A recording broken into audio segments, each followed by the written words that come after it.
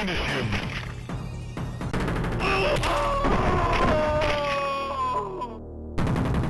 Sub-Zero wins. Flawless victory. Fatality. For years, video games have been the subject of countless accusations and blamings of murders and violent events. From the olden days of Doom being blamed for making Eric Harris commit the mass shooting of Columbine to the more modern cases like the teen who stabbed his brother to death over Flappy Bird, video games have become the butt of the joke when it comes to influencing the minds of people. But one case is so ridiculously violent and sadistic, I'm shocked it hasn't been talked about more often.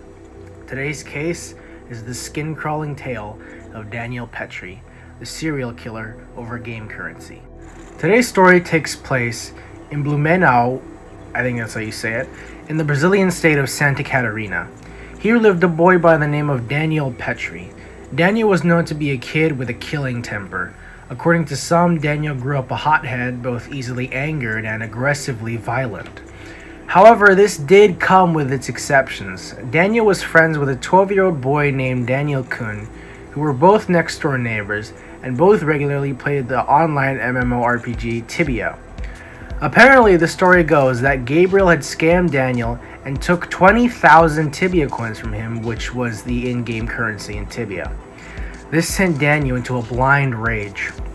Immediately, he got out from his computer and stormed out of his house and out of his home. Stormed out of his room and out of his home, making his way hastily towards Gabriel's room.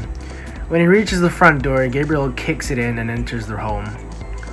He makes his way to Gabriel's room and hits Gabriel so hard he knocks him unconscious. It's here where Daniel carries Gabriel to his own bed, laid him down, and began to violently rape him. The deed was so vicious that a pool of blood began to form underneath it too.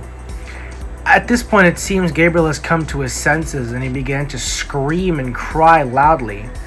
Daniel did not take kindly to this noise. At this point, Gabriel made a threat to Daniel that he would phone the police on him. To this, Daniel reaches for the nearest electrical wire and wraps it around his neck and begins to choke him out. After a bit of brute force, Gabriel lost consciousness once again. When Gabriel realized his friend was out cold, he left the bedroom and went back outside. He enters the garage and scopes the available tools and eventually spots a rusty hacksaw. He makes his way back inside the house into the bedroom and back to Gabriel. It's here where Daniel began to slowly saw into Gabriel's legs, beginning with the left leg.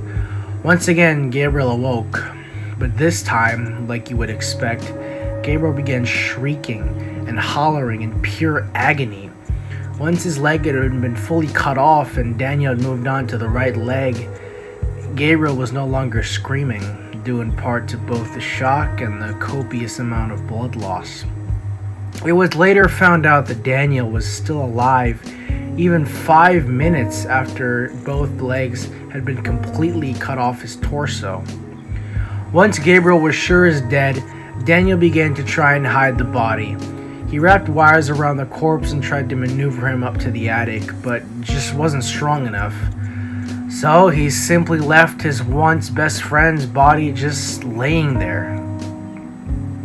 Around noon, Gabriel's brother, Guilherme Kuhn, age 16, who was returning from the dentist, arrived home, but the door was locked.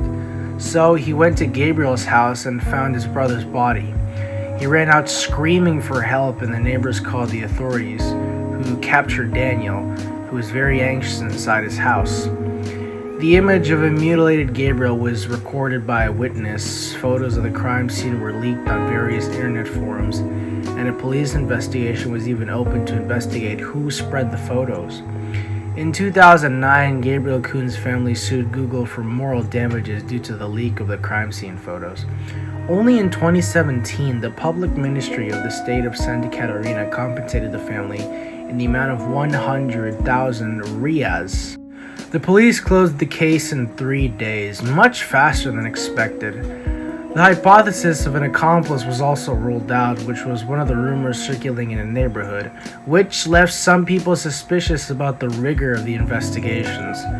One of the first people to arrive at the scene of the crime was Deputy Rosie Seraphim, who, even before the investigation was carried out, already suspected that sexual abuse had occurred due to the messy state of the bed and furniture in the juvenile criminal's home. This led the delegate to request a necroscopic examination, which was later confirmed by the Brazilian Legal Medical Institute. The report indicated that Gabriel died due to a hemorrhage caused by the cut and was sexually abused twice, once when he was already dead. Daniel only confessed to the crime after the autopsy. However, he denied having abused Gabriel, claiming he was not gay. In his statements to the delegate, Daniel said that after a fight over a computer game called MMORPG Tibia, he became angry and strangled Gabriel. Daniel Petry was taken to the Child and Adolescent Protection Police Station, accompanied by his father and the family's lawyer, who, after 24 hours of testimony, was taken to the Legal Medical Institute and finally presented to the public ministry, where the children and youth prosecutors from Blumenau, Monica Pabst, requested provisional hospitalization for 45 days until the end of the investigations. Daniel was admitted to a provisional detention center for juvenile offenders, or CIP, in Itajaí, Santa Catarina. On September 6, 2007, Daniel Felipe Petry was sentenced to the maximum penalty provided for in the Child and Adolescent Statute, ECA, of 3 years in prison and was taken to a socio-educational service center, or CASE, in Lages. The sentence was handed down by Judge Alvaro Luis Pereira and from the Children and Youth Court of Blumenau. I don't know how you pronounce that. In 2010, Daniel Petry was released when he was 19 years old, and his whereabouts were never heard from again as the process remained confidential. And that's the story of Daniel Petry, the serial killer over currency. Thank you guys so much for watching, and I will see you guys in the next video.